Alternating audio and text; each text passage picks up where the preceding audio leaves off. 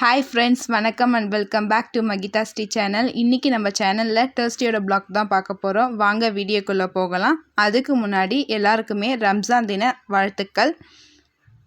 வாங்க வீடியோக்குள்ளே போகலாம். மல்லி அரை கப், கருவேப்பிலை 10, மிளகு 1/4 கப், சீரகம் 1/4 கப், துவரம் பருப்பு 1/4 கப், கடலப்பருப்பு 1/4 கப், காஞ்ச மிளகாய் 8லிருந்து 10.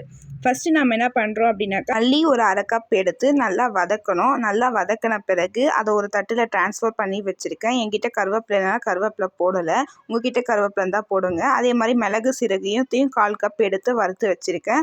அதே மாதிரி துவரம் பருப்பையும் கடலப்பருப்பையும் 1/4 கப் என்ன பண்ணியிருக்கேன் அப்படின்னா நல்லா வறுத்து வச்சுருக்கேன். காஞ்ச மிளகாய் 8லேருந்து 10 வறுத்து வச்சுருக்கேன். இது வதக்கும் போது எல்லாமே லோ ஃப்ளேமில் வைங்க, தீஞ்சிச்சின்னா நல்லா இருக்காது. அதுக்கப்புறம் சூடாக இருக்கும். ஆறின பிறகு என்ன பண்ணுறீங்க அப்படின்னா மிக்சியில் போட்டு நைஸாக பவுடராக ஆக்கினதை ஒரு பிளாஸ்டிக் கண்டெய்னரில் ஆறின பிறகு ஸ்டோர் பண்ணி வைங்க. கூடவே ஒரு ஸ்பூன் போட்டு வைங்க. ஏன்னா நம்ம சமையல் பண்ணிவிட்டு கையை அப்படியே போட்டோம் அப்படின்னாக்கா நல்லா இருக்காது, ரொம்ப நாளைக்கு யூஸ் ஆகாது. அதனால் ஒரு சின்னதாக ஒரு ஸ்பூன் எப்போவுமே போட்டு வைங்க.